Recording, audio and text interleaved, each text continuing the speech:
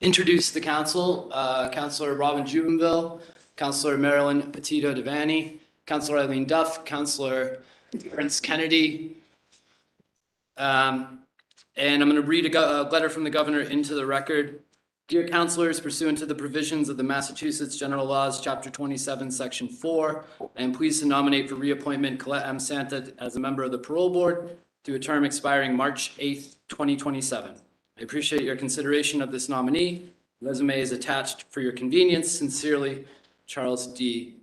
Baker. And with that, we'll open Board Member Santa, if you'd like to introduce who you have here, and then we can bring forward your first witness. With me today is Executive from the Parole Board. Thank you for being here. Attorney Aileen Welker. There will be my two speakers today. Also with me in support is Institutional Parole Officer Team 4 back there. Good morning. Daughter Maria, that is sitting behind me. So if you'd like, we can have whoever you'd like to speak first come forward. Yes. Like me to sit. That seat would be fine. Is this someone's? That's fine.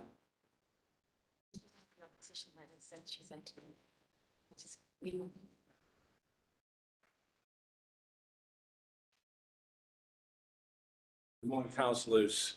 Good morning. My name is Kevin Keefe, and I'm the Executive Director at the Parole Board. Thank you all for allowing me a few moments this morning to speak on behalf of Santa. I've had the privilege of knowing Colette since she first came to the agency from the Massachusetts Department of Correction in March of 2016. At that time, I was the Chief of Services and worked closely with Colette. She immediately impressed me with a number of strengths: her intelligence, her dedication, her commitment, her compassion, her pride in her work.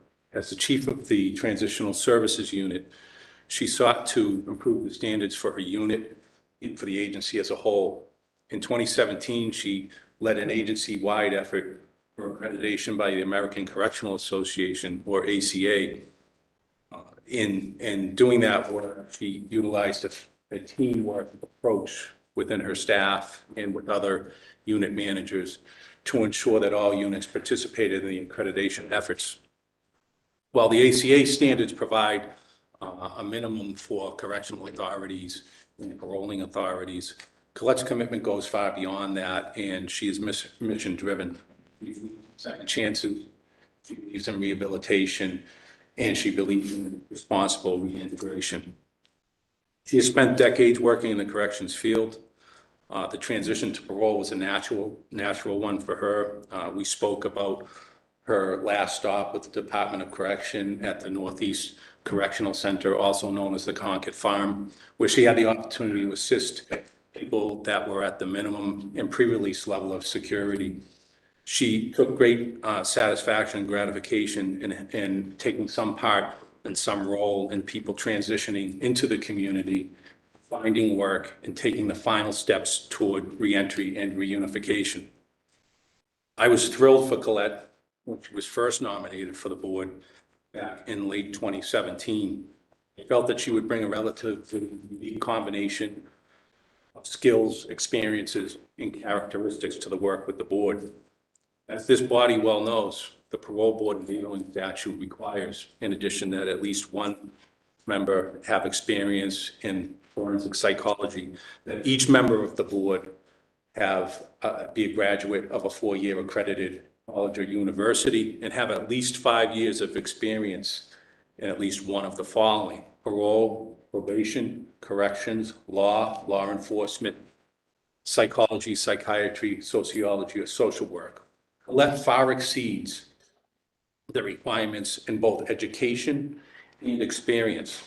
She has attained a bachelor's degree, Juris Doctorate, a master's in public administration.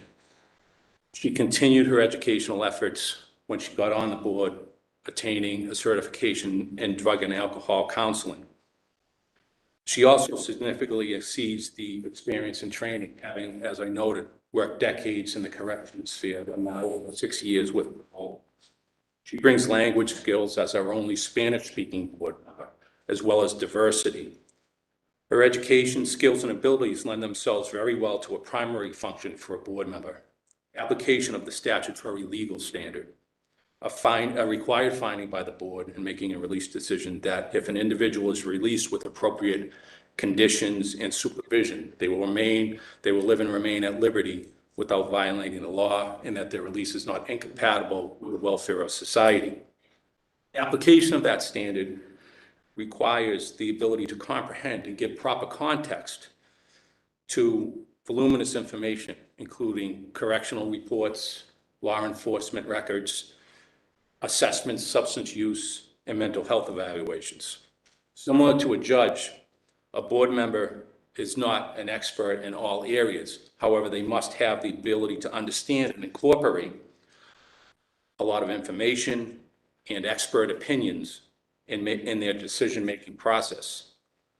Colette, based upon her extensive education, training, and experience, has a superior ability to understand and apply the board's legal standard in each case. I've had the opportunity to observe her demeanor, particularly during life sentence hearings. She maintains a professional and reassuring disposition. I've seen her interrupt questioning during the hearing when she sees a witness struggling, to check in with them and provide them with a moment to gather their thoughts, to rephrase a response, and/or to consult with counsel, as well as to rephrase her question if needed. She's careful not to repeat areas of questioning that have already been asked and answered. She has the ability to look beyond what a person has done in the past to see the person they are today and their potential for the future. This is a key trait for a board member or any staff person with the parole board. During her time as a board member, Colette has gone above and beyond to serve the agency and the Commonwealth. She's continued to coordinate the agency's ACA accreditation and reaccreditation. She was recently named an ACA commissioner. She has spent considerable time and effort working on special commissions, most recently the Commission on Structural Racism in the parole process. She does all of this while maintaining a significant volume of weekly parole hearings. I have no doubt, if confirmed, that Colette will continue to serve the agency and the Commonwealth at the highest level of commitment and with a progressive approach toward rehabilitation. I wholeheartedly endorse her candidacy for a second term with the Parole Board. Thank you. Thank you very much. I'd like to go around and give the counselors opportunity if they have any questions. Counselor Jubenville. Thank you. Thank you for being here. So the parole board, so how are they doing on parole people? In my estimation, there's always, in all areas of work, there's always room for improvement, but I think the parole board applies the legal standard in each case. And I think in terms of what they've done, particularly since Colette has sat on the board, and I know a lot of focus is put on life sentence cases. I will say this, and there's been some controversy over the length of decisions, but I will tell you, looking at the statistics, which don't lie, in the last 4 calendar years in which Colette has sat on the board, this board has decided more life sentence cases than any other board going back. And I looked at statistics back to 1990, the 80s. The statistics really don't separate out for life sentence, but they've decided a higher volume of life sentence cases in that time period.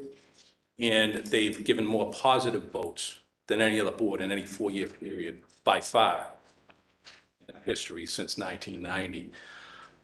So I think, there's ebb and flow year to year in terms of percentages. And I don't know that it's a litmus test for the percentage that they should parole in a given year, but I think this board takes its obligation seriously and does apply that legal standard in each and every case. How about parole in non-life cases? I think that fluctuates. Our 2021 report is in final vetting, so I'm hoping in the not too distant future that will be out. But I think the board was above 60% in terms of its overall paroling rate. It tends to be that the House of Correction paroling rate is higher than the state rate. As you know, those state cases involve some more serious serious offenses and serious histories in terms of adjustment in the institution and so forth. So typically the rate is lower for the state cases, but overall, I think that's going to show plus 60, and it's fluctuated, within the 50s and 60s, but usually they get positive votes in the majority cases. On some occasions, the state cases, it'll fluctuate a little bit below 50% in some years. Those life sentence cases I spoke about, I believe 2020 was 49%. The 21 final figures are coming in, but I think you're going to have a similar rate with that. And if you look historically, the annual reports are a public record either on our website or in the state archives. You'll see the trend has been, you've seen in the 90s, I think the percentages were in the teens as far as positive votes. In fact, if you look at the total number of positive votes for life sentence cases in the 90s, I think the last 2 years alone, the board's exceeded that in terms of the number of positive votes. So I think you have a board that's willing to give people due consideration. Not that they're, and I do acknowledge there's plenty of work for us to do, plenty of areas of improvement for us to make. But since Colette has been on this board, and it's not only her, there's other members, and all criticisms aside, they deal with a higher volume than any other board member has historically. In terms of those most complicated cases, the volume of the other cases has gone down, and fortunately, the prison population has gone down as I think, some of the criminal justice reforms have taken hold, and CSG, more work to done on that. We're only at the beginning of that, I think. But, I think there's more to do in terms of diverting people from prison and diverting people in terms of revocations as well. What's the issue with the decision? There's a number of factors that go into the decisions. As you know, they're very complex cases. Getting them out to the side. Getting them out. So, initially after a hearing is held, there's a 2-week period during which the administrative record is kept open. In some cases, attorneys will ask for additional time. In some cases, the board is looking for additional information. There's a deliberation process within the board, and then there's final vetting with the general counsel's office. And there's been quite a bit of litigation over the years. So there's got to be some level of certainty that the final decision is that legal standard, and so that we're not dealing with unnecessary litigation, that the board's kept to their legal standard in each and every case. Is there a rule or regulation about the amount of time you should have a decision out?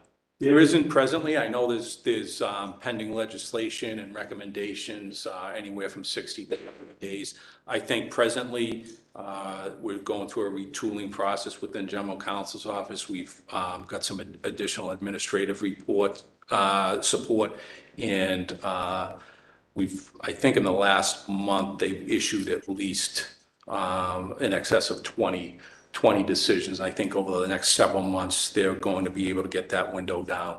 I don't, in terms of what that magic number is, 60 or 90 days, I think it's difficult, particularly in the more complex cases where there's additional information to review, or where you have as many as 2 binders that thick that the board's got to go through and deliberate in addition to the hearing record itself.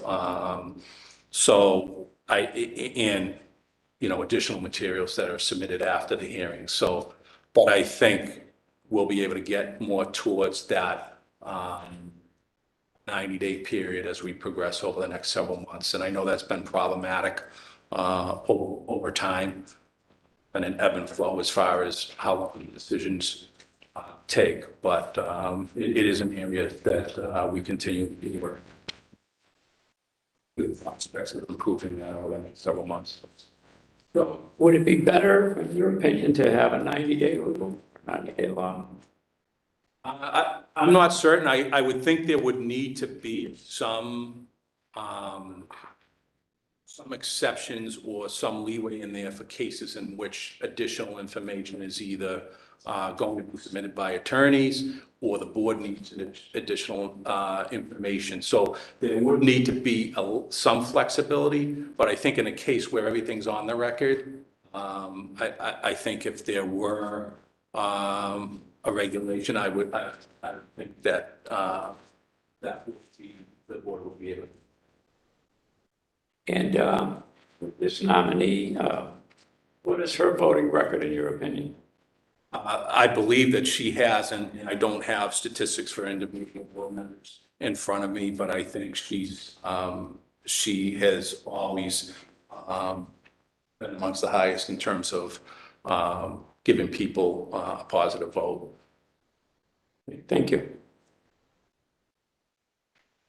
Mr. Chair. Counselor Devaney. You have any questions for the witness? No. I'm sorry, no? I didn't say anything. Okay, do you have any questions for the witness? Questions, Marilyn, you can go before me. Usually you raise your hand to ask. I didn't raise my hand. Okay, sure. Counselor Duff. Okay, sure, thank you.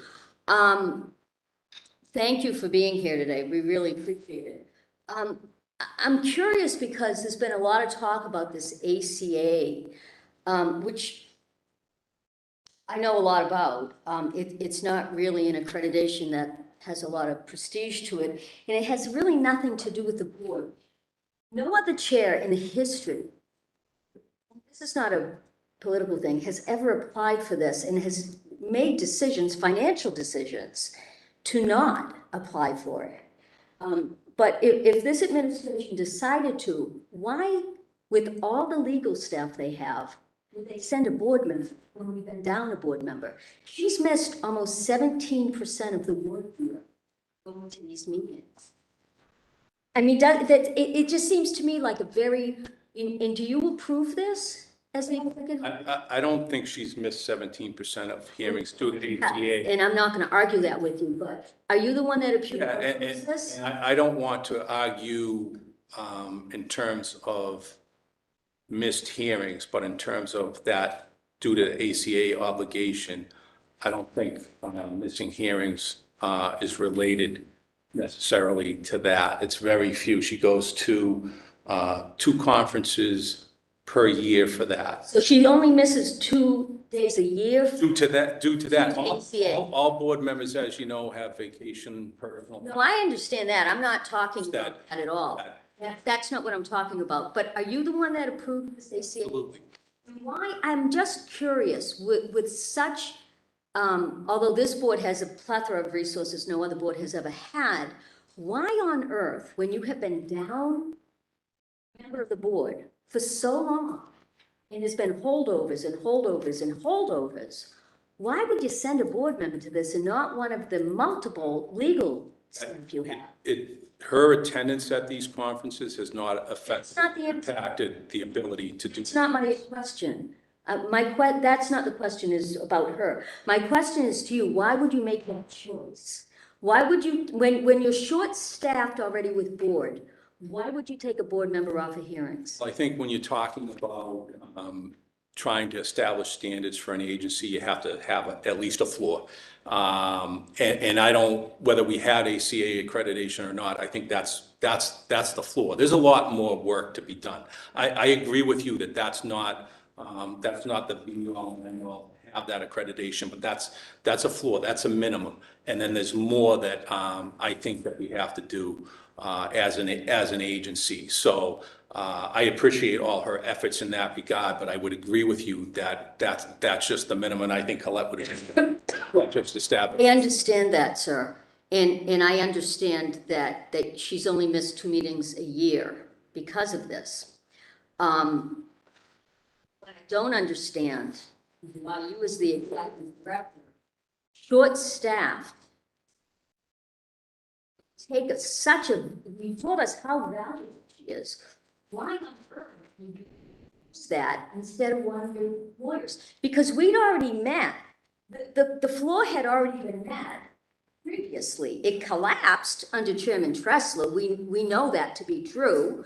That has been validated to me from this administration that he essentially, I mean, he told us in his hearing in 4+ years, he only ever looked at one pardon application. I can't even speak to that. That's so outrageous to me to be so negligent of your job.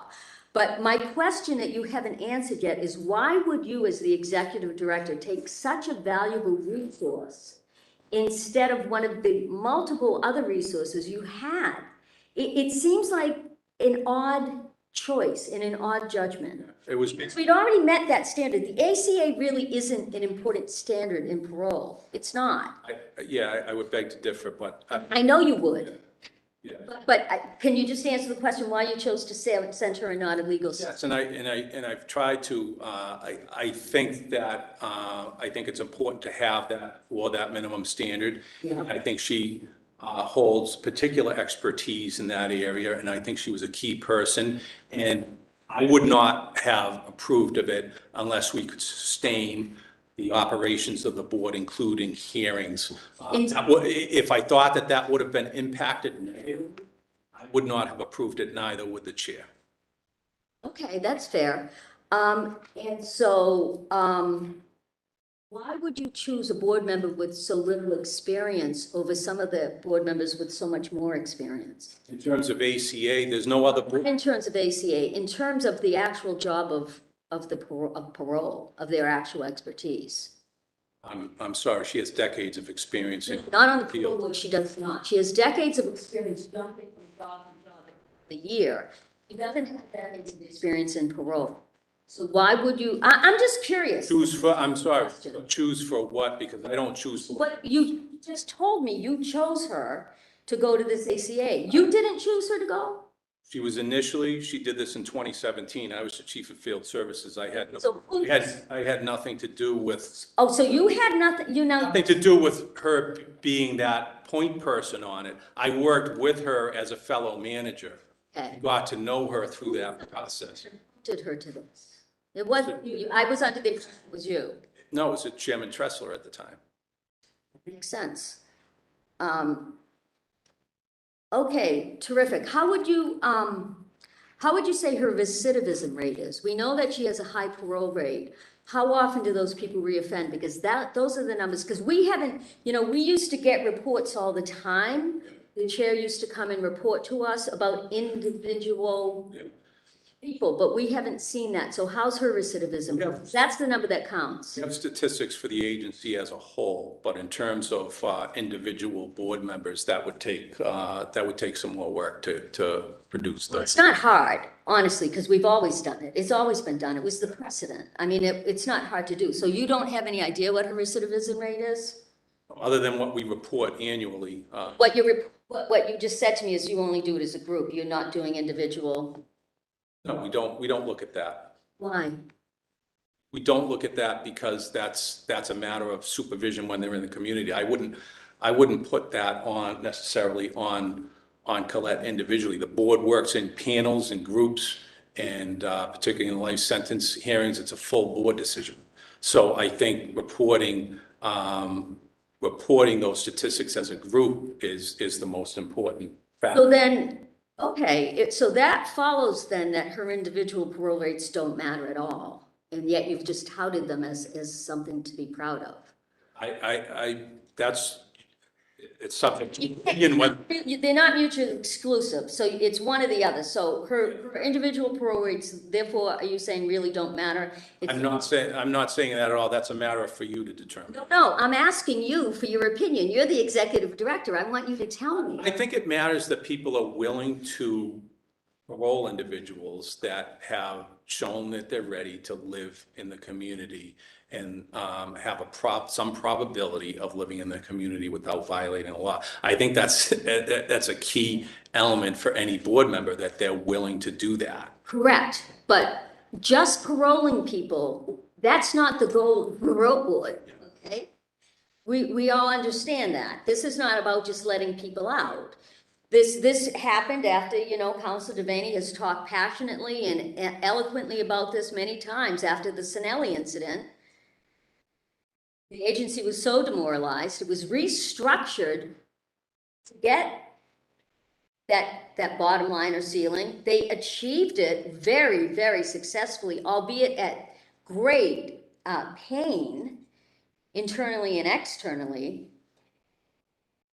But one of the big lessons from Sinelli is we don't just, the parole rate is important, the recidivism rate is more important. Okay. So if you're just saying, I'm letting you out and they're back in a week, you failed. And I'm fascinated, and this is not an attack, I'm very fascinated by this, because every other administration and every other board has always tracked these numbers. It's simple. This is not hard.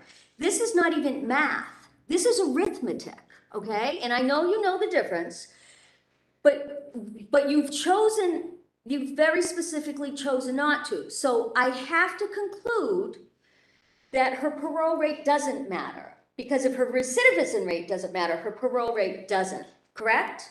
That's a yes. No, that's a yes or no question. Do you agree? That's a yes or no question. No, I don't agree. You don't agree. So the answer is no. The answer is, yeah, I don't agree with your premise. Tell me, can you repeat back to me my premise? That her paroling rate doesn't matter because we're not reporting her individual regarding recidivism. Okay, and so, okay, great, you got it, I understand. I just want to make sure we're talking the same language. Yeah. So you don't think recidivism matters? I obviously recidivism matters, but recidivism's complicated in terms of when a parole board member paroles somebody, they're paroling somebody to supervision under a parole officer. The large majority of my time with the agency is as a field parole officer. I'm in my 32nd year with the agency. So it's turned over at that point for supervision to a parole officer. And that's where the rubber hits the road. And it's multifactored. It has to do with personal accountability on the part of the person who's paroled. It has to do with supervision practices and so forth. So to put that on an individual board member, I think would be, to a great extent, unfair, because we're asking them to make a decision. We're asking them to release people, and then they're responsible for everything thereafter. That. So is it true then that is why the parole people on the board go to certain prisons or jails, and then the same board member, to follow through with what you're saying with your logic, which makes a lot of sense. So then the board member who goes to, I live in Middleton, you go to Middleton, then that board member would be, it's the same. You're not sending different people to different places, because then you have no coherence, and you have no relationships with the people in the prisons that actually know these prisoners. So you keep everything uniform, so there's no, so everyone's on the same page? The schedule varies, but depending on how many board members that are on the board at a given time. Unfortunately, we've had 6 board members only for going on over a year now. But that's been a choice that the governor has made. Depending on leave time for this. Say you have a full board. So Let's just go theoretically. You have a full board, and that's how it works. Yeah. You go to Middleton, you're not sending someone from Pittsfield to Middleton, because that would be stupid. Right, that would be a waste of resources. Generally speaking, no, yeah. If there's an emergency, There are exceptions. it's not the norm. The norm, because the way that it's written, and that's why we were so excited to get board member Kalkos, is because we had nobody in my district. We've had nobody. So now instead of sending someone from Worcester, he does that, because the state is paying for the automobiles and the gas. That's out of the taxpayer's dollar, right? So we know, because we can document this, we can ask for, these things. This is not hard to find. So we know that you're keeping it, there's no playing around with this stuff. Okay, that's good. You indicated you've seen her conduct hearings? I've seen her conduct life sentence hearings. Life sentences, not regular hearings. Have you been with her in the institutions? I have not been with her in the institution. In your capacity as the executive director, from other staff, have you ever had any complaints about her? I have not. You've never had complaints about her from any staff? I've been the executive director since 2009. Received one. Okay, fair enough, I believe you. And is it unusual for the union not to send a letter of support? In the 10 years I've been here, they always have. I was a member of the union and I'm only familiar with them sending one for autonomy. They've sent one for most people. Okay. How would you say the morale is of the agency? I think it varies. We have, I think my time with the agency, you're always going to have a group of people experience disgruntled no matter who is in charge. And you're going to have a variation. I'd say overall, it's good, but I think it took a hit with COVID. I think in all sectors it did, because we asked people to continue to do their job without interruption during the pandemic. We were exposed to some very risky situations that job done, and I understand that that people aren't happy with that, and I also understand that people occasionally, based on personnel decisions, having been a manager, that there are hard feelings when personnel decisions are made. So I think there's always going to be a percentage of people that are unhappy based on decisions that are made. But overall, I think we have I have to say, particularly over the last 3 years, that our staff, we have many, many dedicated and committed staff who have stepped up and continued to do their job under very difficult circumstances. And I'm thankful for the staff we have and for the board members. Again, not to say there isn't room for improvement on my end in terms of morale, because I know there are people, there obviously are people that are unhappy. Some people, I think, they're not going to be pleased no matter what I do. Other people have specific issues that they're disgruntled about. It's always true. I have a master's in business and organizational development. But there is an ebb and flow. There are different parts of that. It can be graph, you can even put it on a graph if you want to. So you think morale is good. That's good. I'm happy to hear that.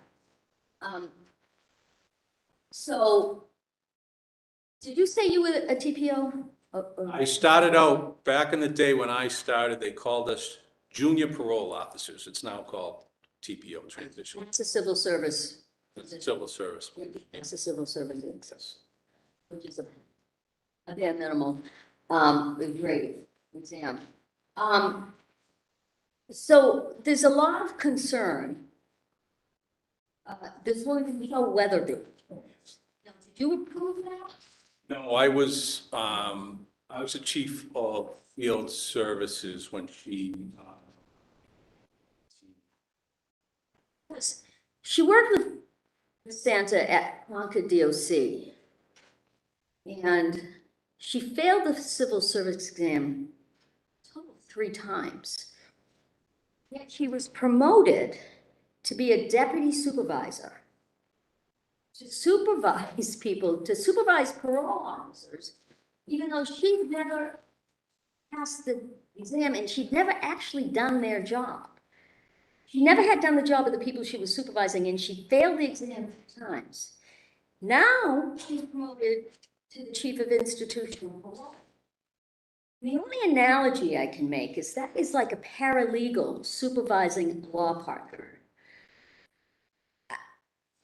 That has, I can tell you, deeply affected people in the field, and made people really concerned. I know parole in the last years has lost so much institutional knowledge because of decisions like this. It is a public safety issue, and that's one of the reasons I'm concerned about this. And I know for a fact there have been many, many complaints, but she's never been removed. I can speak to, since I've been the executive director in late 2019, I have had no complaints lodged against Ms. Worthing during that time period. I can speak to, as far as having worked with her, is that She's worked hard to make improvements in herself. She's gone back to school and gotten a master's degree in public administration.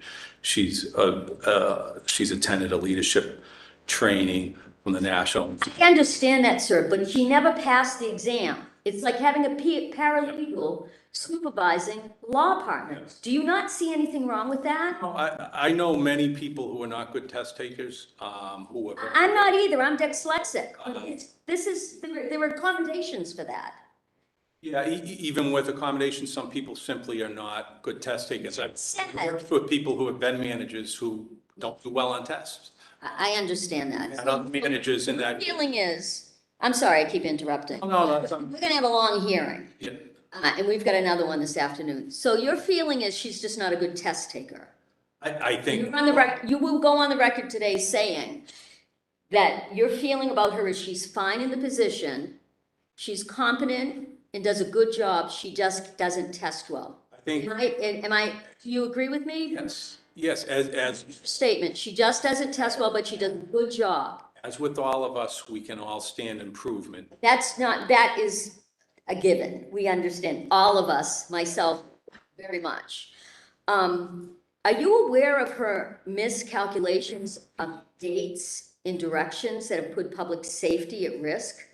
Not to mention the potential lawsuits against the state, and that these are repeatedly caught by real parole officers, by people she's actually supervising? Are you aware of this? Has anyone ever brought that to your attention? Date computations are primarily the responsibility of the institutional parole officer, but there is some, they do confer with the management team at various times. I'm not aware of any lawsuits that Ms. Weatherby has exposed the agency to Okay, due to date calculations. get it. Have you seen the YouTube video? I'm not, The YouTube video that she did you approve it? I'm not familiar with that. The one that she talks about her 63 moving violations, and she's gotta be better about all the tickets she gets while she's working for the state? I'm not familiar. I You didn't know, approve it. I will just tell you, it's incredibly embarrassing, not just to the agency, but to the governor. If I were Governor Baker, I would be apoplectic that someone had done this. Words cannot describe. I can tell you she hasn't received any moving violations. So she lied on her video? Well, that was, I think it was stated that she had moving violations. She stated it. I'm not making it up. I'm quoting her. Yeah, So this is a video she did to Pittsburgh State. It's quite famous, actually. It's quite a discussion in the public safety world. It's quite, she's a YouTube sensation. Are you aware, or have you ever heard that the new deputy, John Spinelli, called staff aside to find out who had spoken to Jean Tracine for the article she wrote? I mean, I spoke to her, I'm on the record. You're not aware that anyone made threats, veiled threats to staff? You're not aware of any pressure to see who spoke that is, to Tracine? You're not aware of any of that? I'm not aware of. Not aware of any of that. And you've stated in emails that Colette has your full support. And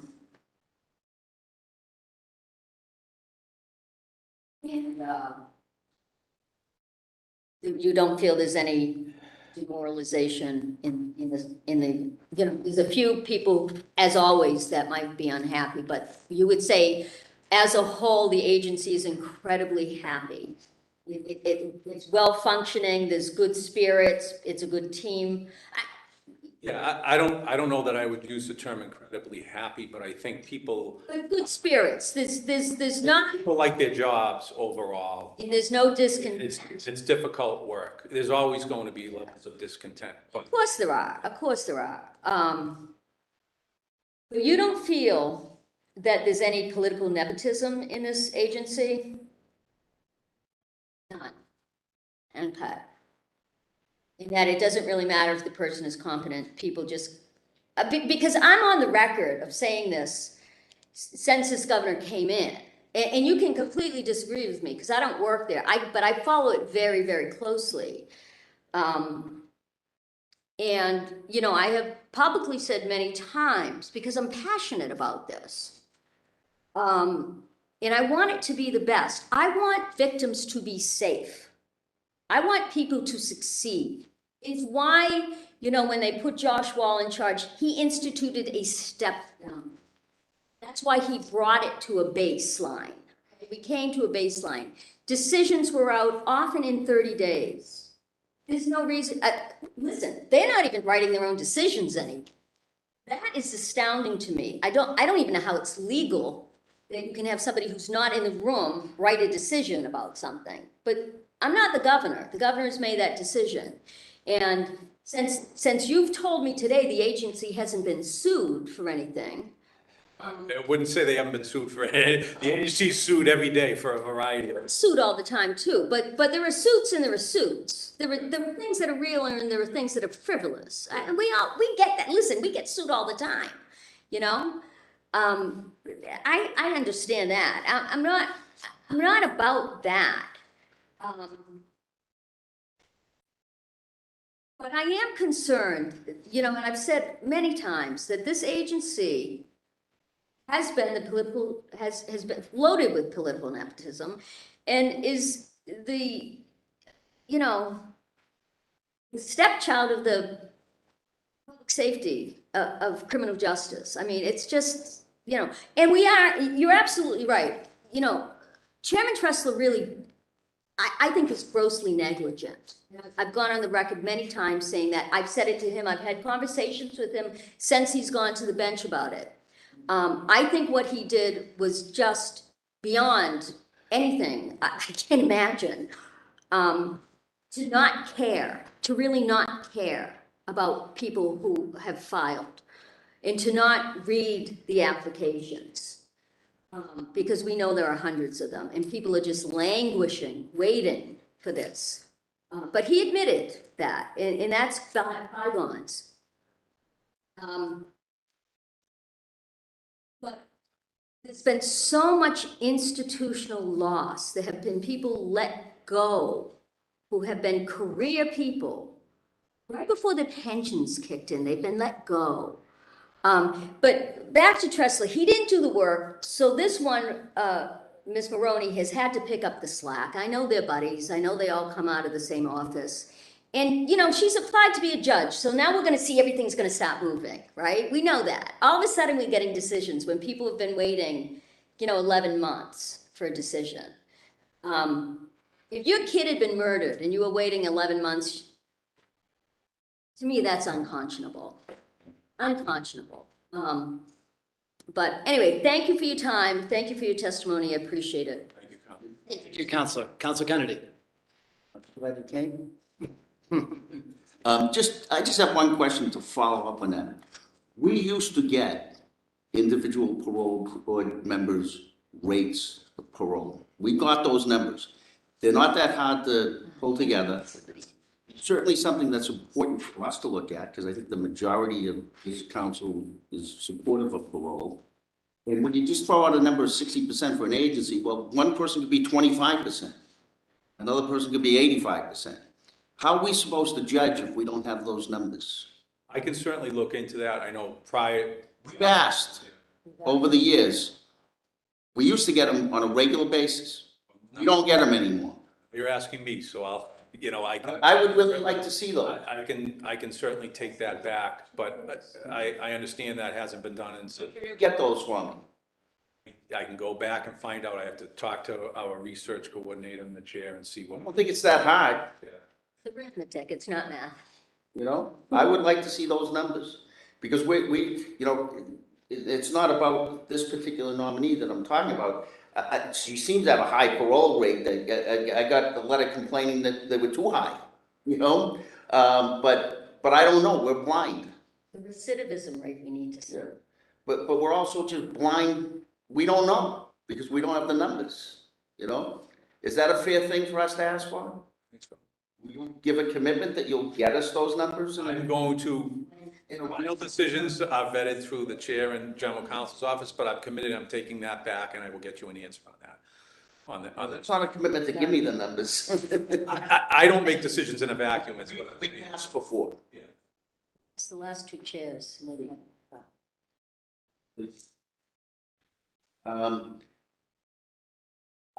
I just don't know why we don't get them every time there's a nominee before us. And we've asked for them over and over and over again. It makes it look like somebody's hiding something. That's what it looks like. I certainly don't have anything to hide. I'm just saying, but you know what I mean? Thank you. Thank you, Counselor. Counselor Hurley, do you have any questions for Yes, I the? do. I'm not sure, but, are you living in a cloud someplace? Been with the agency for 32 years, ma'am. And you don't know about a lot of the things that have been brought up this morning? I don't, I'm telling you that I have not received complaints.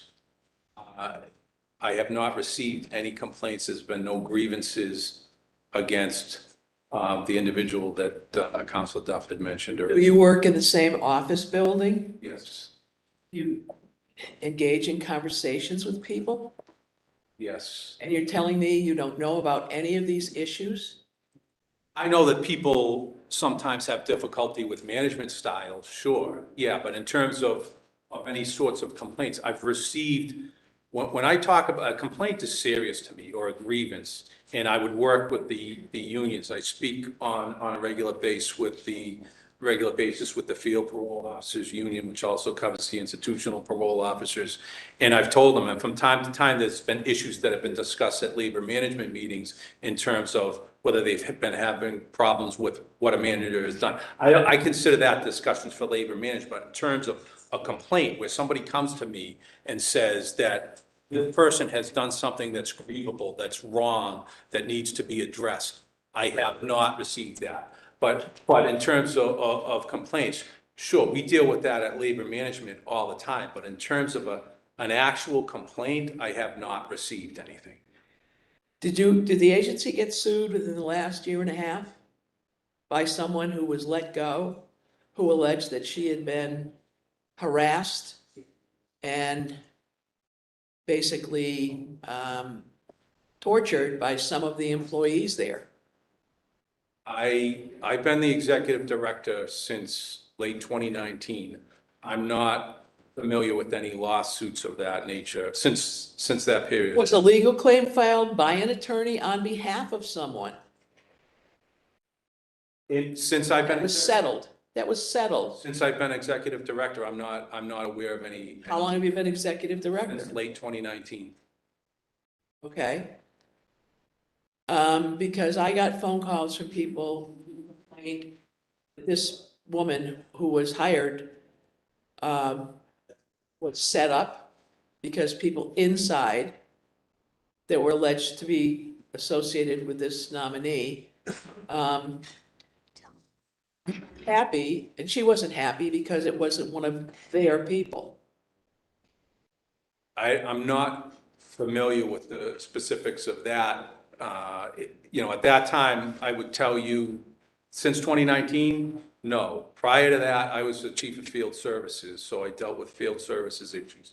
If there was an issue within institutional services, I would not have dealt with it, and without knowing more, and I certainly wouldn't want to discuss individual personnel matters for people, but without knowing more in terms of who that person is that complained, or if there were some sort of action filed, I imagine it would have been handled by the general counsel's office at the time. Well, there was reference in one of the letters I saw that was emailed to me that someone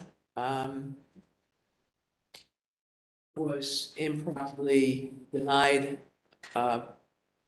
promotion, brought a legal action, and that legal action was settled by the Commonwealth. Is this is one and the same person, or? I don't know, they didn't mention any names. But I also got a phone call from an employee that's petrified that this nominee is going to come back. And that if there's a change in administration, she's going to become the chair. Petrified. And the woman was scared to death because she's still working there. She told me of many instances where there was harassment, there was cronyism, there was certainly unfair action in promoting people who didn't have the basic skill set, who couldn't pass the tests. And it was on her watch. Now, I don't care about people. There's civil service, there's testing requirements. You're telling me that this agency hires people who flunk the tests and keep them there? Seriously? You talking again about Ms. Weatherby? I don't know who the person is. I don't know their name. Yeah.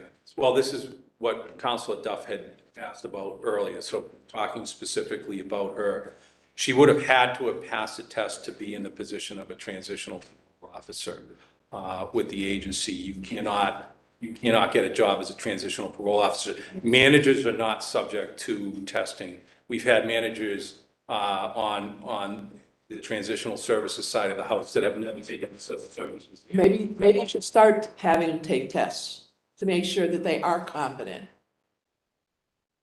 Would you agree with that?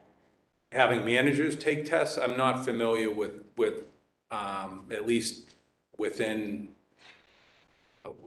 my agency or in corrections that managers take tests. I think other positions do, supervisory positions do, but I'm not familiar with managers taking tests. There are certain, obviously, experience requirements and other things that I think go into that decision. Again, in terms of that promotion, I have worked with Ms. Weatherby. She's worked hard. She's gone on and got her master's degree in public administration. She's taken leadership courses at the National Institute of Corrections. She was one of the people during the pandemic that probably worked hardest, short-staffed at that time. She's got some help now, but that she went into institutions and was exposed to new things. So was committed to the work. So I will say that. In terms of the test, yeah, she apparently had failed a promotional exam for a supervisory position, and there's many people that don't well on tests. But we've had other managers within that unit that never took a civil service test at all, that might have come over from the Department of Corrections, a prior chief. But at least they have credentials. Yes, they have experience in the field. Typically, the managers, from what I've seen, have at least 10 years of experience in corrections and or parole, if they're hired for a manager with the agency. I rarely would I see someone without that level of experience be in a management position, and certainly not in my tenure. We haven't had that. Whether you can provide us with all of the rates for all of the parole board members. I find it hard to believe that you cannot provide us with this nominee's rates and the rates of recidivism within a week. I will certainly take that back. Well, let's put it this way. If I don't get it and I have to vote on somebody else, I'm voting no. Right? And I would love to have somebody give us a chart of the organization of the parole board and the IOSs and the IOAPs and the ABCs and the XYZs and whatever else goes with it, because it is totally confusing to me. You have in prison parole board people or parole people. You have people who supervise parole people outside. They have all these different initials and whatever else goes with it. And nobody talks in terms of what those initials stand for, what that job description is. And as long as I've been here, I've heard how bad the parole board is. I can give you a presentation on it if, obviously we can't do that here today, but I could if you want. I want somebody to give it to me in writing. The top, board members. An organizational chart. Yeah, we have that. I can get that to you, absolutely. Amazing. Okay. That's all I have. Thank you. Council? Thank you, Counselor. Counselor Devaney? Yeah, I just wanted to say that I didn't ask questions of this witness because he's coming in support. If I want to know about the department, I'm going to contact, which I do, the parole department. And I don't think I should be taking up the time. My question is to the nominee. I agree 1,000% with my colleague, Councilor Hurley. She stole my words, exactly right. But let's focus on the nominee. The other thing I want to say is, I have asked for just one hearing, and they voted against me. And we have to be at 12 o'clock at Assembly. Counselor, We have 1 o'clock. So- Counselor, can we save this comment for the appropriate I'm time? just telling you, we should be. Understood, Counselor. The nominee. Okay? Understood. And I thank you for coming in and. Thank you, Counselor. That's all I'm saying. Counselor Ferreira, any questions for the witness? I was tied up in traffic, but I did listen on the way up by video. And, you know, I saw people cut you off a lot, to be honest with you, and I didn't, it's not my way of questioning people. I like people to give an open and honest answer and not put words in their mouth. So like, you know, for every letter we have saying that she shouldn't be reappointed, we have 1 or 2 letters saying she should be reappointed. And in your 32 years of education, experience, and training, how much weight, if you were sitting in my seat, would you put on hearing from a parole officer or autonomy Coleman who wants her reappointed, or lawyers who want her reappointed? How much weight would you put on, or would you put different weight on a parole board member saying she's great as opposed to a citizen, a lawyer, or a parole officer who's worked with her for 5 years saying that she does a great job in institutions? I would, sir, I would hope that my support would hold some weight, although I know, you know, for many of the counselors, they're not familiar with me at all, but I would hope that it would hold some weight. But I do understand there are opposing point of views, and I know criticisms of individual board members and the board as a whole, and maybe even of my work. And as I've said before, there's plenty of work we have to do. We're just at the beginning of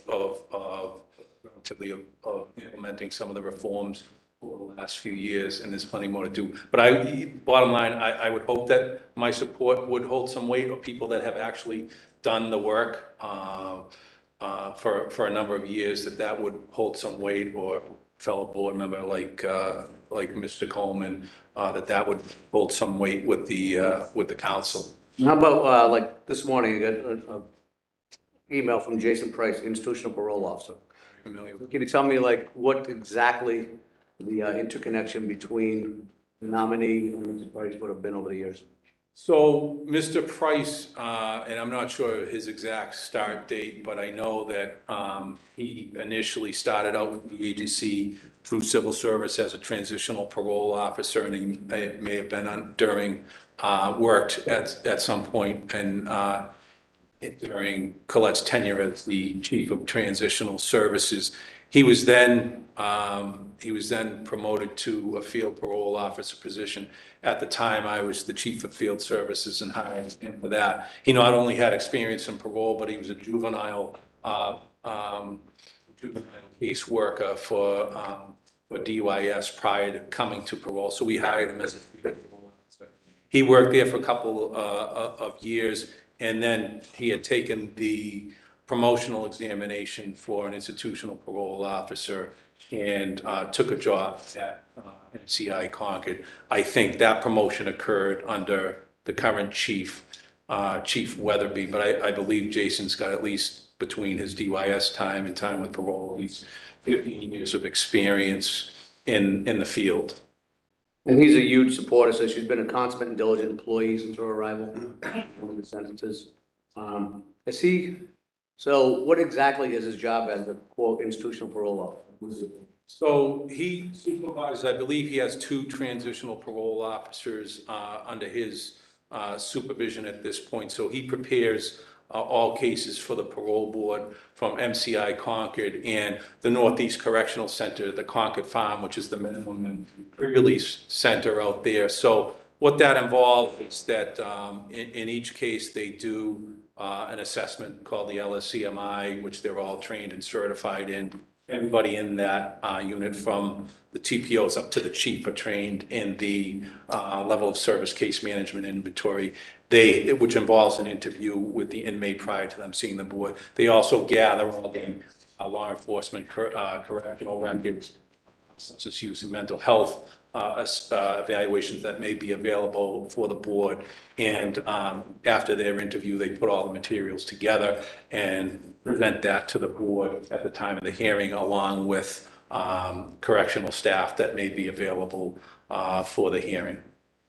I heard Councilor Duff question you at some point, and she was talking about, and she said, well, I'm glad that you don't make people commute and this and that. Well, I don't think that's true, because I've heard from parole officers that sometimes they're given assignments, they travel an hour and a half, 2 hours Yes. for the day, and then they travel 2 hours back home. Is that correct?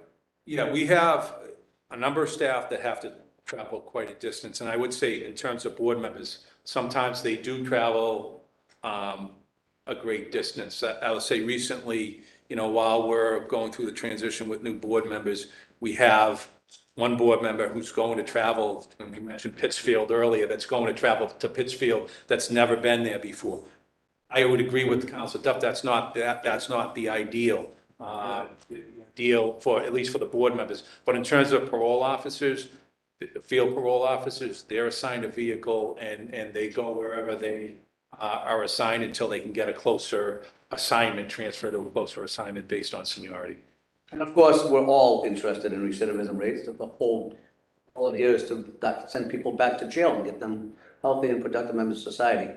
Would you say that some parole officers, some parole board members go to prison where the population is less likely to be a recidivism stat, and it would be difficult? I'm thinking in my mind that there are so many factors that go into, what prison does she get sent to compared to Tommy Coleman or someone else? And is there more parole rate out of that institution? And what's the recidivism rate of every institution you go to? I mean, so how do you calculate that and say, oh, she's got a 59.3 and someone else got a 73.7?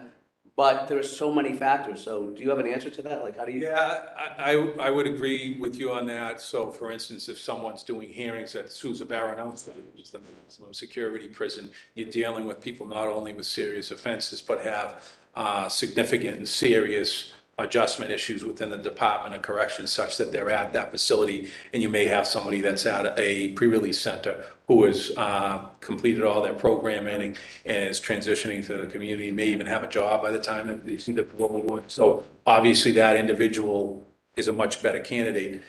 So you look at, you'd have to look at that as a factor as well. Yes. I'm gonna ask you an open-ended question because, sometimes it's not a criminal trial, you're not on a witness stand, but sometimes you might feel like that. So is there anything that we haven't asked you yet that you'd like to say, about the nominee? And again, I just don't want, if there's criticisms of the agency that we need to work on, I need to take those back and work on those issues. But I just wouldn't want to see that affect or impact Wed Santa, who has the history of work in the corrections field, has now been with us over 6 years of what I think is exceptional service to the agency and to the Commonwealth. And I don't want any issues that the agency has, and maybe some issues that came up with people who are unhappy about personnel decisions that have been made in the past. That impacts. I would also want to speak, and I do take what Councilor Early said seriously. I would not want anybody within this agency to feel the fear of retaliation if they do have a complaint. I would want that grievance brought forward so that we can deal with it directly. I wouldn't want this undercurrent of unhappiness. It needs to be, in order to get to the bottom of the facts. That needs to be put to paper to me, and I'll handle it. I would not tolerate retaliation against, having been a union member myself, and having worked with the two primary unions that cover over half of our staff, I don't want anybody, and I ask them if they have complaints to bring them forward if they're, and they stated unhappiness with various management actions at various times, but without specifics, without somebody putting a pen to paper, I can't do anything about it. And if people feel that there's going to be retaliation, I feel badly about that because I would want to address whatever it is and not make people feel that way. But again, I don't want that to affect to Board Member Santa in this situation, given her years of service and what she's done for the agency and the Commonwealth over the last several years. And I would also add, and I think it's, you know, we have, not only is she eminently qualified for the job, she's also a diverse candidate, which I don't think we have enough. Her agency, and I think it's a loss for the Commonwealth. Regardless of all the other discussions about paroling rates and recidivism rates, it's a loss for all of us in this room, if he is not confirmed. So I don't want any criticism of the agency to impact who I think this fine professional sitting to my. I just want to say that I spent 30 years as a law enforcement officer, 9 as chief of police, and not all my employees loved me on any given day, so I appreciate where you're coming from. I can't believe it either. But I appreciate your service to the Commonwealth and appreciate you being here today.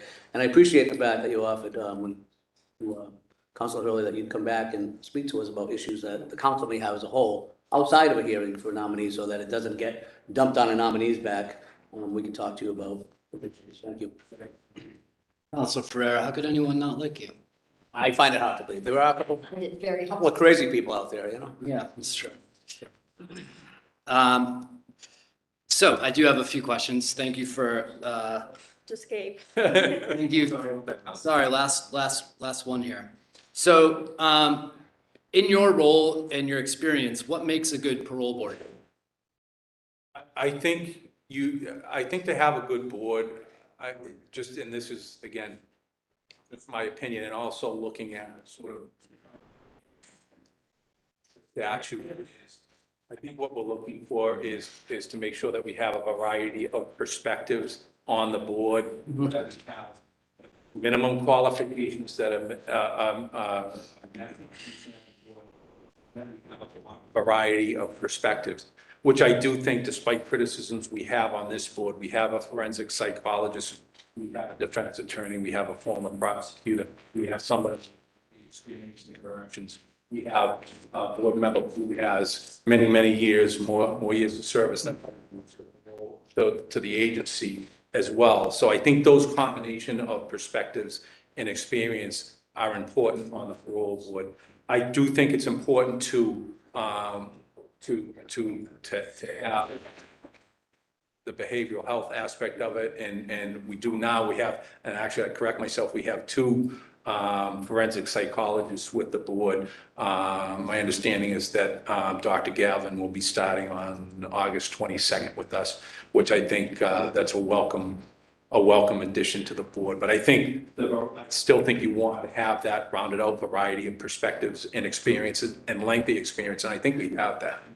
Is it in the practice of the board, does the board take input from the professional staff, the officers, et cetera? Yes, and they'll give, and I don't know what various weight that board members get, but they do get the assessments that are done by the staff members. I'm not sure because I'm not at institutional as far as to what extent they're asking for that. But it's not barred to have input from them. So there's a lot of input coming from corrections, no matter what, no matter the board composition. Would that be fair to say? So when I look at the information to be considered in parole release decisions in the state regulations, I see the ability to evaluate a risk and needs assessment, ability to evaluate what's available in the community as far as work opportunities, education, treatment programs, evaluate behavior within while incarcerated, to process witness statements, and to potentially seek a mental health evaluation if it's deemed necessary. So when I hear those, I hear the need for someone who's in touch with the community resources and programs, independent of this nominee. That's what I hear, is someone who's familiar with the community resources and has whatever experience they've cobbled together to be able to make those evaluations about someone's mental health, about the needs that would either make them successful or non-successful. Would you say that's fair to say? I think that would be helpful. Because when I hear that, I'm not sure some of the backgrounds we hear talked about, I'm not sure that they're necessary to fill that role or not. And I'll leave that there. So I just want to get clarity also on things we heard before to tie them up. So the ACA accreditation, what's the benefit to the Commonwealth to earn that accreditation? I think the only benefit to that is that it sets at least, it's to me, and again, I would agree with Councilor Duff on that. I wouldn't overemphasize the significance of it, but there's a minimum standard that every agency should make. And you know, Councilor Ferrero was a police chief. There were standards Sure. for police agencies. If I could interrupt, I'm sorry, could I interrupt you for a sec? And we were accredited, thank you. In the public sector, I've worked in education, and I've seen the accreditation process that high schools and middle schools go through to get accredited, which sometimes is tied to funding. There's all sorts of things that are consequential about that. And in that process, having led that process, it was really about generating a process of self-reflection and continual improvement. So we're taking this step back data analysis, big picture stepping back, and then we're coming up with recommendations to improve, and we're measured against some kind of matrix of some kind of framework of evaluation. Is that what happened essentially? Yeah, I mean, they're looking. You don't need to go too much in depth because I'm sure someone will ask the nominee. I think Board Member Santa could speak better to that. Okay. And I'm going to try not to repeat what's been said. Along the release and revocation rates, why, I guess I'm going to ask you, why is there hesitation on your part? Why do you think that, I assume folks above you or your team, why do you think there would be any hesitation? Why wouldn't you be able to commit right now to produce that information? I think this, from my perspective, good in terms of when you get into release rates for board members, there's a concern with how that's used as some form of litmus test for whether or not they're appropriately applying the standard in each case. Given they have different institutions in places, and also that we're getting into areas. I know individual decisions, for instance, when the board issues a life sentence decision, their individual votes, it's just on release for safety purposes. Sure. So part of that plays into it, but I would want, if the council is saying that they've gotten that information in the past, I would want to go back and look at that and find out, okay, what can we do to satisfy the council's request? And So I'm the newest counselor. I've never seen anyone produce any kind of data like that for us.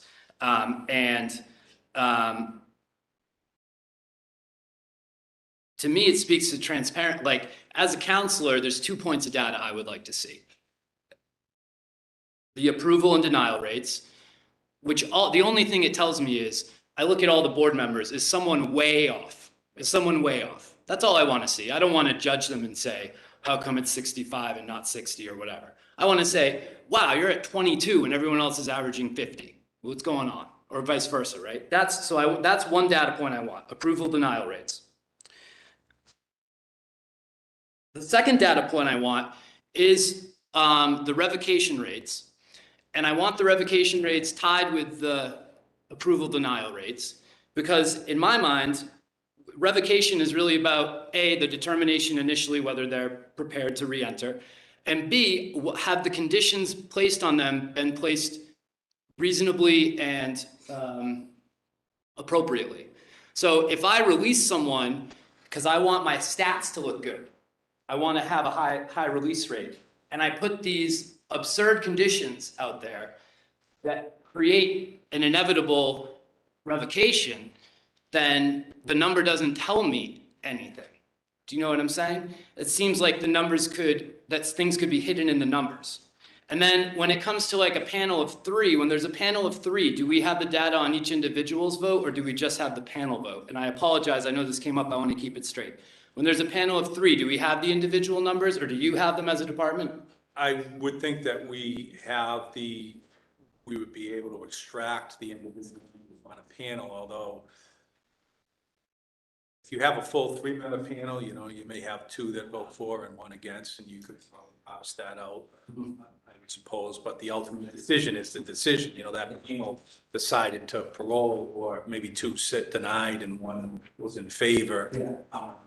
You know. Again, as a counselor trying to evaluate a sitting member, this is the first time I've had a sitting member for reappointment. Transparency is important for me. I need to be able to see what's going on. I tried to get, you know, when I try to get video of lifer hearings, I have to get a DVD. I mean, why? Why isn't that online? We have a digitization program that's going into effect over the course of the next year. So we would have a little bit easier way to access that. Now I want to ask you about a couple things that came up, and I know you're relatively new to the role, but I want to know what's going on in the department. So the March 2021 State Auditor's Report, are you familiar with that? Right. And so something that came up earlier was timeliness, and timeliness seems to have been a problem for a while. And maybe it's resources, maybe it's other stuff. Do you know what the department has done to address the auditor's report and its findings? And which specific finding, in terms of the? This is an example. So the findings I'm looking at, that the parole board did not conduct required risk and needs assessments within mandated timeframes. And then second finding was the parole board could not provide documentation to substantiate that parolees received all required reentry forms. So in the first instance, I think, and I did have a lot of discussions with the actual team that came out. Actually didn't come out, a lot of it was virtual because it was during the pandemic that we were dealing with the auditor's office. So in 55 of the 60 cases that they examined on those reassessments, they done in a timely manner. There were 5 cases in which the timeline, the assessments were done. If you look at our response to that, the assessments were done in those additional 5 cases, but they did not necessarily meet the timeline. So one of the things that that I think played into that, and let me just back up too, because there's 2 parts in terms of assessments, and I will say there's an assessment that's done prior to a parole board hearing. We were 100%. There were no findings in terms of cases that come before the parole board prior to release. That's 100%. They were prepared. In other words, no one showed up and their file wasn't prepared. Yeah, unit. Right. They were 100% in terms of getting those assessments done and before the parole board. It was on the field side once they would get out those reassessments, and there were those 5 cases. Again, the assessments were done. They were late in terms of timelines. And one of the things that we found that's been successful in the past when we've had issues with various things in the field is the field parole officer, who should basically have, you know, doing their work on a monthly cycle, when they get reminders within our database prior to an assessment being due, it'd be more successful. What was happening in the systems, they were getting those reminders when it was overdue. Sure. So, what we did is we worked with the vendor that deals with that database, not the board people, but to implement to do that. Took some time, believe it or not. I thought it would, you know, to me, I'm not a tech guy, you know, press a button, we can do this. But they implemented that within the last several months, so that now a parole officer in the field should be getting a notice prior to that reassessment being. And again, I would say in all 60 cases they examined, there was a reassessment, but there was they were late in those 5 cases. And then in terms of the documentation, so the most critical document for a parole is the parole permit itself, which has all the conditions of parole. That's given to a parolee cannot leave an institution without their parole permit. It has to be signed off by the parole board and the superintendent or designee at the institution. So there was, in 59 of 60 cases examined, parole permits were given to, well, they were given in all 60, but as far as having that copy on the file at the time that they examined it, there was one case in which it was missing. And again, we had this was during the pandemic, we were trying to get hard copies, we had a lot of administrative staff. I don't want to make too many excuses on this. Yeah. It should have been there. We did have an electronic indication in our database and a copy within our database that this permit was given to this individual. The other documents have varying significance that there was, in terms of So I'm sorry, and just not to go too down this rabbit hole, but so are you suggesting that it was a technology infrastructure issue? No, not in that particular case. I think in that case, Or just in general, but yeah, you can stick. someone didn't have a copy in that particular central office file. Okay, so like a protocol issue? Permit, but they didn't have a copy of the signed permit in that central office. Is that, yeah, sorry, I'm sorry. Yeah. So are those the kind of things that the accreditation process would also reveal I don't think that they're examined. in a self-audit? And I'll say those questions. So clemency, so there's been now in 7 years, there's been 2 commutation hearings. So help me understand as far as the parole board goes. I know many of my counselors agree that 2 is not enough, given there's been hundreds of applications. Who's making the decisions whether or not to grant a hearing or not on a petition? So those are made by the parole board in their executive session as part of their deliberations. And it's probably the area, at least coming into the executive director's role, that I probably have the least knowledge about in terms of, I have pretty good fundamental knowledge of all the areas that are coming into the executive director role. Sure. Obviously, I hadn't dealt with. So one of the things that, when I came into my role, chair at the time, who had just become the chair a few months earlier, got a new general counsel and myself. And one of the things she said is her priority was to get moving on. Unfortunately, there was a backlog of, as this body well knows, hundreds of clemency petitions that had not been reviewed or acted upon in a number of years. So one of the things she sat down and said, we need to address this. So this isn't, I understand. So is that happening right now? This isn't a last few months thing. This is an effort that took place, at least to my knowledge, from late 2019. Is that happening right now? There's been more. It's happening on a regular basis. Familiar? July 28th, I'm not sure if I'm exactly right on that date, but by the end of the month, there's several hearings being held. And there are others that are in the queue too. There are some in the queue to the governor already, some that are going to him, that I would hope would land on your desk at some point in the future. So why was board member Santa chosen for the Special Commission on Structural Racism? I think because I think it's a passion of hers, and we felt that she would represent the agency well, as I think she does.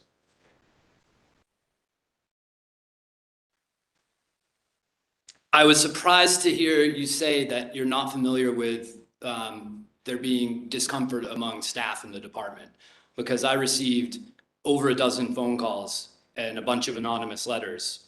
The letters, you can send a letter and hide behind it. The phone call and telling me who they are is something entirely different. And as someone who works at a firm that deals with employment law, like, I'm hearing the trembling in these people's voices, terrified. And I don't, it seems like it's pervasive, that it's not any one person. And that really concerns me, because it's difficult work to begin with. And so again, having worked in education as far as a public sector employee, and someone got waived because they couldn't pass the MTEL, which is the teacher test, or when someone jumped the line to become an administrator, that's the quickest way to ruin a department. You ruin the department, ruin it. The video that Counselor Duff was referring to, I would hope the department's aware of it. And as far as complaints go, even regarding the issue that was brought up around the civil service exam, I'm looking at a Civil Service Commission decision where the person in question had failed, and the excuse was that or hadn't submitted things, and the excuse was that the computer had froze. And the nominee testified that, yes, she was next to her and the computer froze. So this is someone who waited to the last minute to get something in when she knew how important it was because she had failed the exam. So, I mean, I don't need to even think twice about why morale would be low if that's who's supervising the staff, especially if people look around and feel like people were passed over on that.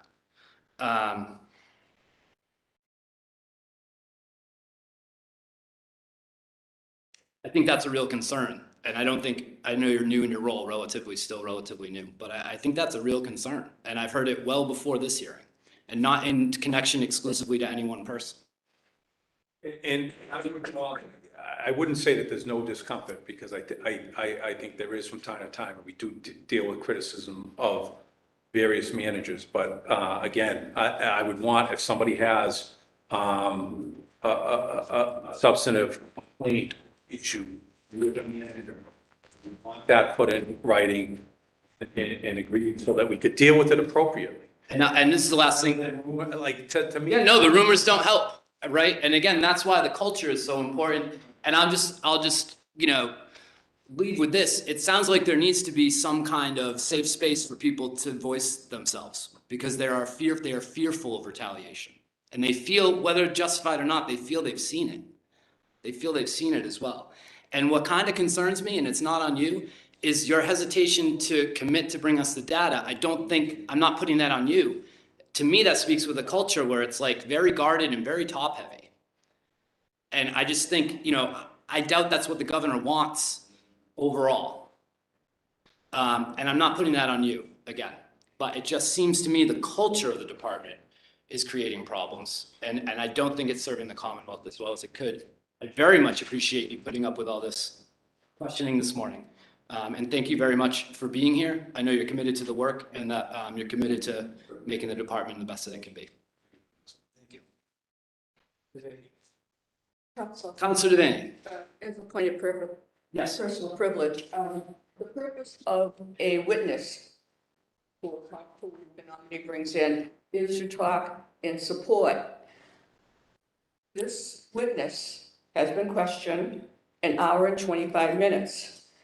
I suggest that we have a public meeting and invite the public with the administrators of the Parole Board to talk about the administration and the deficiencies that have been brought up by Councilor Hurley and Councilor Dove. I mean, I think this is a hearing for someone for reappointment. We have many people who have sent letters, people who want to talk in opposition. I have put a motion that we only have one hearing. 7-1, I lost. I had a 1 o'clock hearing that I'm presiding, but this was squeezed in, and we have asked this man an hour and 25 minutes. He is not the nominee. I think it's important to talk about the history and the deficiencies of the agency, but this is not where it is. So let's schedule a public I thought you would appreciate the ability for us to ask questions that we wanted to. I got to tell you, Counselor, I'm not going to apologize for asking questions of the witness. The public expects me to do that. But your input is noted. Recess now for the assembly, I think. Is the LG ready?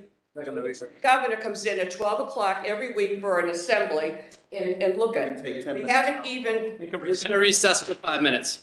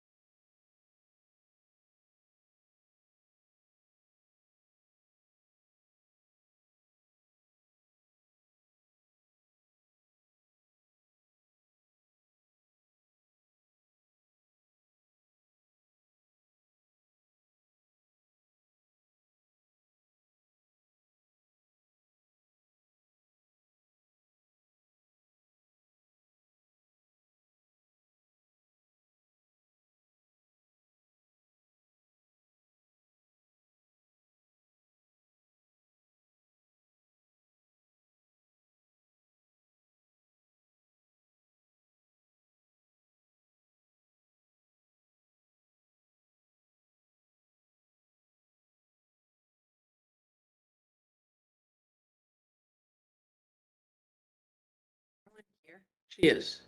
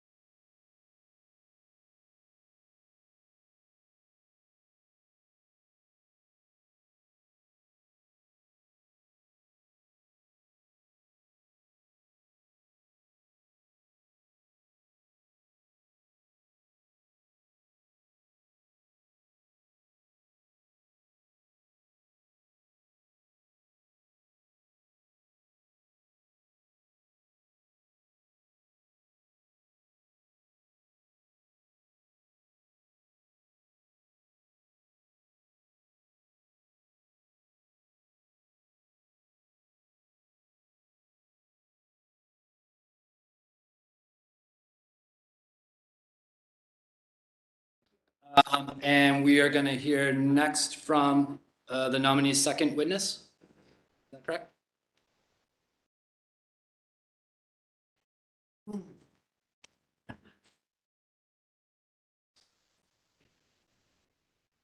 Thank you for being here. Thank you. Good afternoon. My name is Amy Belger. I'm a solo practitioner from Holliston. I primarily handle post-conviction murder cases, and I also represent juvenile life or homicide offenders before the Massachusetts Parole Board. I met Colette Santa once she was appointed to the Parole Board, and she and I have certainly had our differences over the years. We perhaps disagree on more than we agree on. However, I value her contributions as a board member for what she brings in her unique experience and life journey to the board. Not only is she the only native Spanish-speaking board member, she was born in Puerto Rico and was educated in Puerto Rico. I believe that representative government is important, and diversity of life experience and upbringing is important to an agency like the Parole Board. I think that lends legitimacy and credibility, and it enriches and strengthens our government when we have a diverse representative leadership. And I think that given that 1 in 4 prisoners in our DOC are Hispanic, to those who come before the board and don't speak the language and don't share the majority cultural history in this state, it's important for her to be there, and I value her as a board member for that reason. At the same time, I don't think that just diversity for diversity's sake is the way to do things. I believe that, I know that this council, either last summer or the prior summer, had refused to seat on the parole board a diversity candidate, and I understood why that happened. And so when I say that diversity for diversity's sake is not something we want to see as citizens, it is still one factor in the equation to consider that's very important. And I believe that Colette, over her tenure on the board, has shown that what she's contributed is the type of value-added contributions we want to see in trying to have government that includes a diverse leadership. She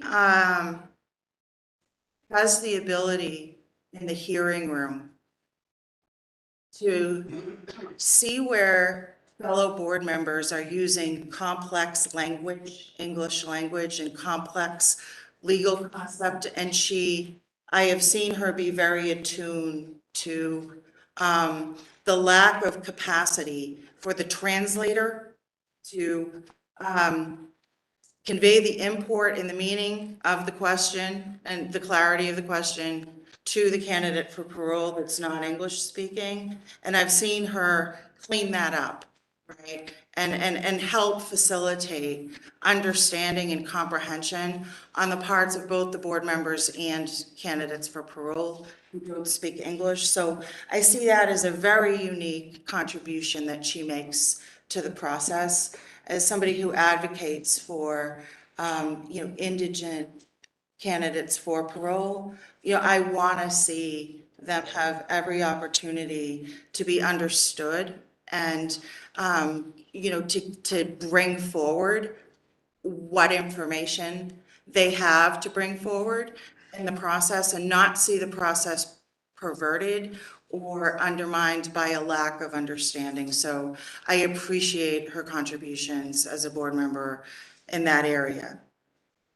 In addition, for myself, I went back to school in 2017 to, after 30 years outside the classroom, to obtain an addiction counseling license. And I now hold that license at the graduate level. And I did that because I felt that I would be a better lawyer for my client population by having that education and learning that subject matter. They call us counselors, but we really didn't learn much in law school about really the type of counseling and bond building, that really benefits this client population. And while I was in my classes, one day, Colette Santa came and sat next to me in the class, which I was surprised.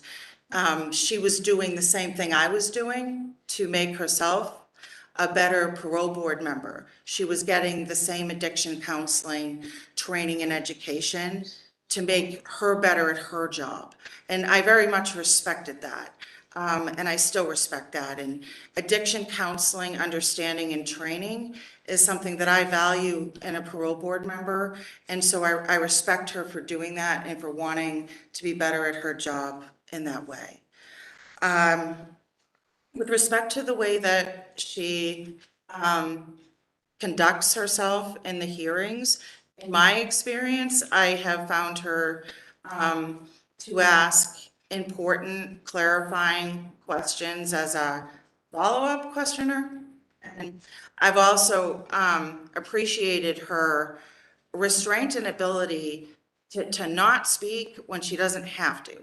Because these hearings can run, I have had parole hearings that have run in excess of 4 hours. And it is not appreciated by anybody when they are the third, fourth, fifth, sixth questioner, and they're just repeating questions the board members already asked because they weren't paying attention. I think that she's very well prepared. She knows the record when she comes into the hearing room. She asks questions that are relevant and important questions to ask. And she is discriminating in not repeating and not grandstanding and not just speaking for the sake of being heard. So that I very much appreciate her as a board member, and I wish that there were more like her. So, for those 3 reasons, I would say I value her contributions and I support her for. Thank you very much. And with that, I'll open it up if any counselors. Thank you. I just want to say thank you for your letter. Until you sent the letter, I forgot that she was a lawyer, to be honest with you. That Colette was a lawyer, beside having her master's. And 12 different jobs in corrections over the last 25 years from Puerto Rico to Massachusetts is quite remarkable. But the fact that you're here and talking about how you went to UMass and got the addiction certificate and she sat next to you while she was on the parole board of her own volition speaks volumes to me as well. So I think that's very important, and I appreciate you coming to testify today. Thank you. Thank you, Counselor. Counselor Jubenville? No? Counselor Devaney, do you have questions? Oh, You have questions? no, I talked outside with her and we talked on the phone one time too. Very nice to have you here and thank you for your presentation. It's very nice that you're supporting the case. Thank you, Counselor. Counselor Ayala? Thank you very much, Mr. Chairman. Now, thank you for your testimony. The rest.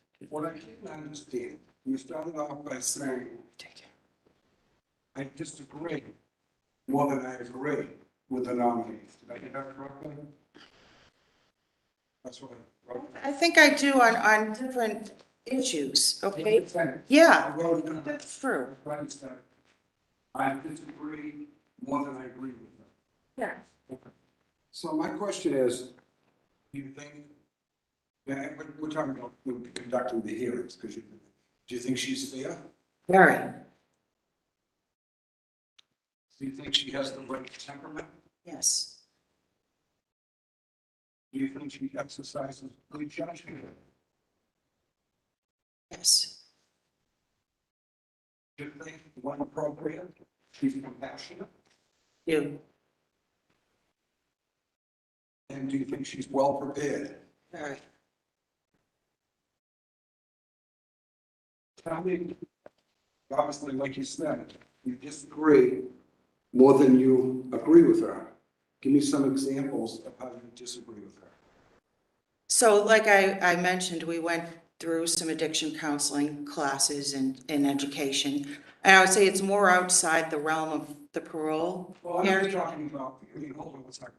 You may like the Red Sox, she may like the Yankees. I don't care about that. We're here for the parole here. Tell me, as a parole board member, you disagree more than you agree with her. As a parole board member, what do you disagree with her? There was one example I can think of in particular that I think encapsulates a lot of maybe where Colette and I disagree on things. I had a client, it was before the board. When we get the decision, sometimes the decisions aren't unanimous. And we can see, like there's a footnote, this many board members voted, to parole this person. And another said, we're going to give a setback. And so I had seen her after that outside, and I was very happy for my client who had received a 5-2 vote. And I was really happy because it was a lot of work. It was a long road. It was, the whole thing. And I had said to her that I was really happy, my client world. And she very candidly said to me, I was one of the 2 people who didn't vote for your client. And, if you want me to give feedback on what I saw from the hearing, as a practitioner, and she explained it to me. And I didn't agree with any of the reasons that she gave me for why she didn't vote, right, positively for my client. But I understood what she was saying. I understood it, okay? We don't all have to agree on everything, okay? There's so much intolerance of disagreement and different perspectives, but we learn from each other when we listen. And we learn from each other when we sit there and openly try to, in our minds, get inside the perspective of the person that we disagree with, right? And so I respect her for taking the time to go through that exercise with me, because it shows me that she values the work that I do and the advocacy that I do. And I may not always be successful in persuading her in what I'm doing, right?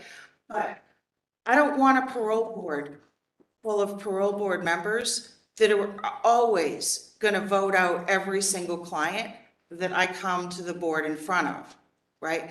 I learn from understanding when they say no, why they say no. And that is what I appreciate about what she does. Okay, so with respect to that particular case, you disagree with how she came to the conclusion that was different than you. Did. And did she exercise good judgment in that case? I disagreed with where she came out. I do think she exercised good judgment. And the reason I think that she did, because she was honestly coming to the decision that she came to, right? Free of prejudice, free of pressure from other board members, right? She was exercising her own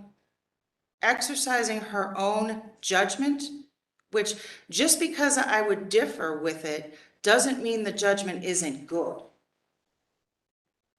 How do you know in any of these cases if people are pressured, instead of you didn't follow the pressure of the other board members, how would you do?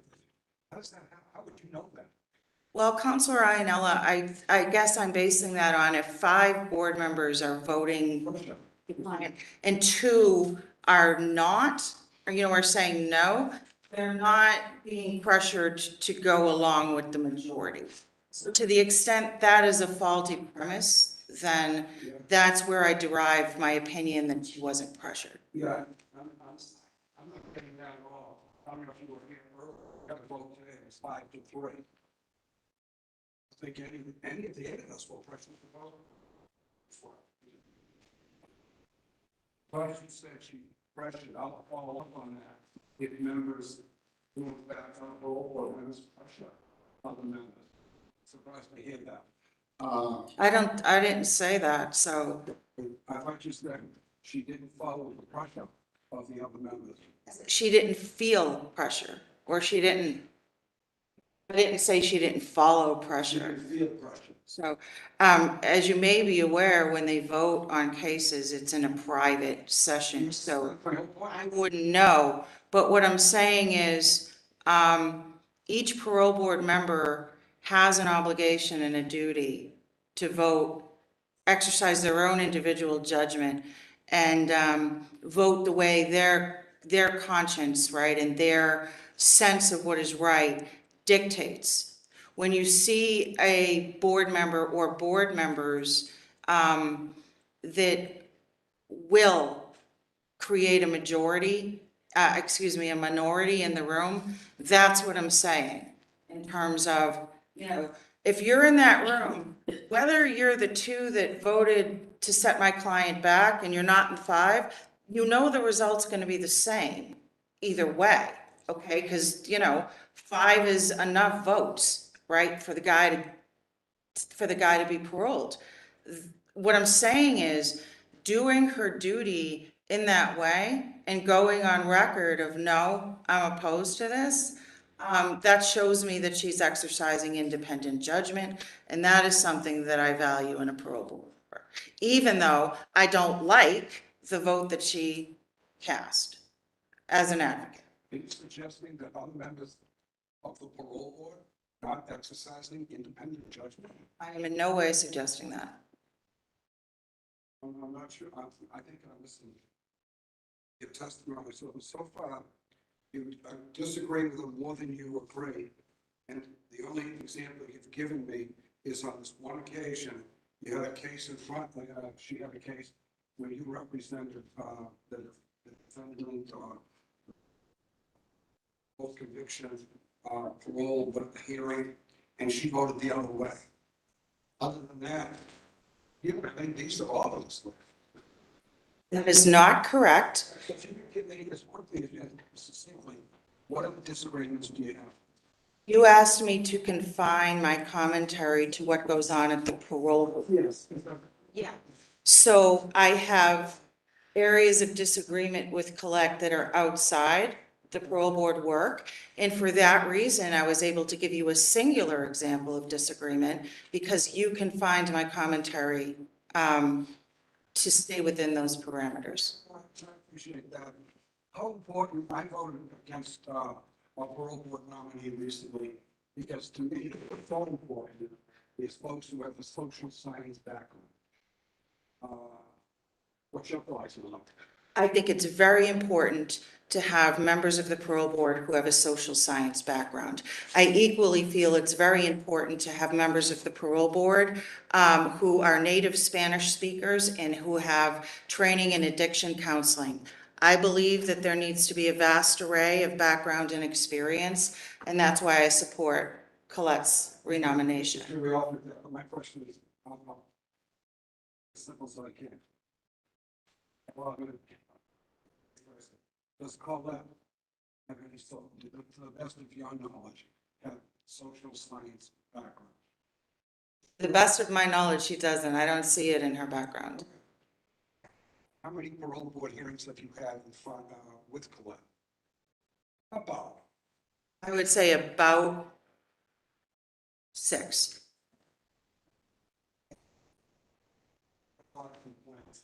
the parole board members, at a parole hearing, like to retry the case.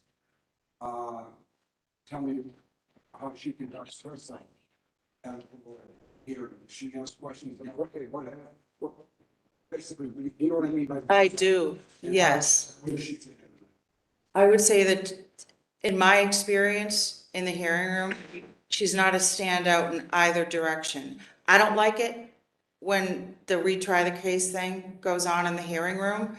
I appreciate that they need to sort of probe whether the client under oath is accepting responsibility, admitting to what they've done, owning their responsibility, has adequate remorse, has insight into what they did. I get all that.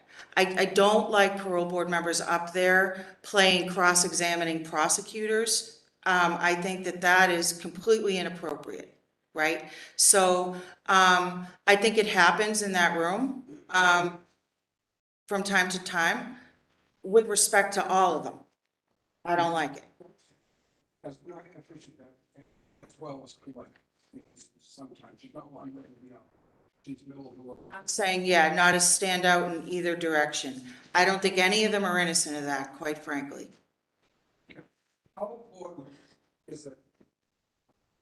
I don't know how I, but is, people who have a parole board remorseful, own up to it, how important is that in a parole? I think that there's a no one size fits all for that, and I'll explain why. If you have a client who is innocent, okay, or you have a client who was convicted of murder one, right, as a juvenile, or of second-degree murder, the very truth of the matter may be that even though a jury came to the conclusion and convicted them of that crime, that is not the truth of the matter of what they did. What they did not involve malice, let's say. It honest to God did not, right? I don't want clients lying in front of the parole board because we have a system that demands responsibility for something that they actually didn't do. So, the acceptance of responsibility is something that I spend a lot of time working with my clients on and helping, or at least helping is the wrong word, I would say, try to facilitate understanding and appreciation in the board members for just because this is the official version that law enforcement gave you in the folder, and just because a jury reached this verdict based upon what that jury heard, okay, in the courtroom, doesn't mean that that is the level of responsibility that this person ever held for this crime. So, and it's really not a one size fits all thing because every offense is different. The facts get skewed and tainted and distorted in any number of different ways in the system. The system is imperfect, and trying to message that it is imperfect in that way between the time of conviction and coming before the parole board is part of my job, right, as an advocate for parole candidates. I have a lot of experience, probably more experience in dealing with parole board nominees than the entire council combined. Talking to members, either on the record, off the record, 99.99%. And I'm not saying, excuse me, I'm not saying it's fair. Owning up, accepting responsibility, being remorseful. Say that, like, if they don't do that, hey, we'll listen to this story, but very hard to get parole. And to me, that's so unfair because, what, 10, 15% of the people who are incarcerated didn't commit the crime. I'm talking that second degree murder. I get that. They didn't pull the trigger, but they were there, the felony murder. I get that. But I'm not really even talking about those types of cases. Some people, whatever it is, assault and battery, I don't know, whatever, last thing. They didn't commit the crime. And some people, you know, some people will lie, and sometimes you can't blame them, you know, to get out. They'll be remorseful and say, oh, I shouldn't have done it. I feel so bad for the family and all this, but they didn't commit the crime. So I guess my question is, if you know, or you remember, what's Colette like? Again, I know you only had 7 years, and it's easy for you to say, I don't know. Is she one that really presses that ownership and accept responsibility in your experience? And again, it's fine if you don't remember.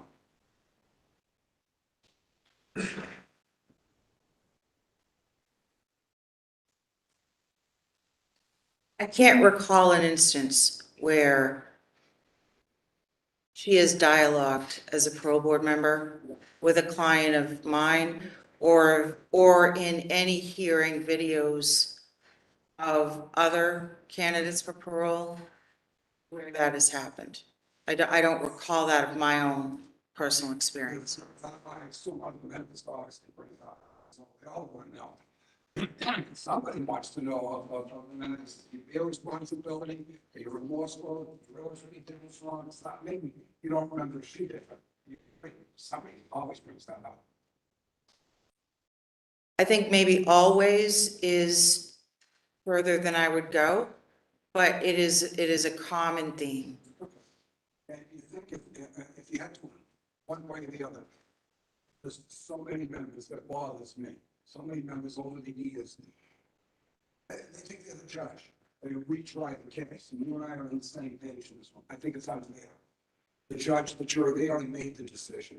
Now this person has been in custody for a number of years. I don't know how many, obviously, coming in the case.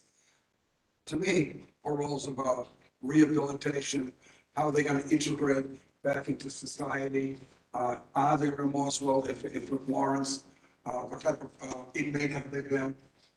Have they been involved in programs like that?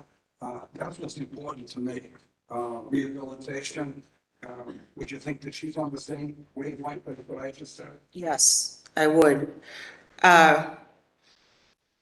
Redemption is a very powerful part of the human experience, and we change and we learn, we gain insight into our mistakes. And basically all the candidates for parole are people who made more egregious mistakes, more horrific mistakes than the rest of us as flawed humans. And they have a tremendous capacity, especially the juveniles, for rehabilitation and redemption. And I do believe that Colette is open to that and receptive to that as a parole board member, which I think is important. That's important to me. Thank you very much. Thank you, Mr. Chairman. Thank you, Counselor Duff. Thank you. I love your passion about when you're speaking about your clients and redemption and, you know, everything that you said. You've been before us before, haven't you, Dean? Yes. Tressler, I think. Mhm. Lorianne? Yep. So have you ever seen the parole board parole somebody who hasn't admitted that they've done the crime, who said they're innocent? I have never seen it with my own eyes, but I'm aware of it having happened. I never have. That's why I'm asking. I think it's fascinating. It's happened here in Massachusetts? Yeah, so there's an exoneree now, and I could be confusing, because I know a lot of exonerees because of my work, but I think it was Fred Clay, right? That's fascinating. I want to look at that because that, you know, that's something, conversations that we've had. And I thought, I'm currently representing a client who I'm hoping will someday be exonerated. He is a second-degree lifer who is on parole. And when he went before the parole board, he not only denied the murder that he's convicted of, he was defiant in front of them. He's like, I don't know, look at who you people think you are, locking me in a cage for 15 years. I didn't do this, you know, and he was angry.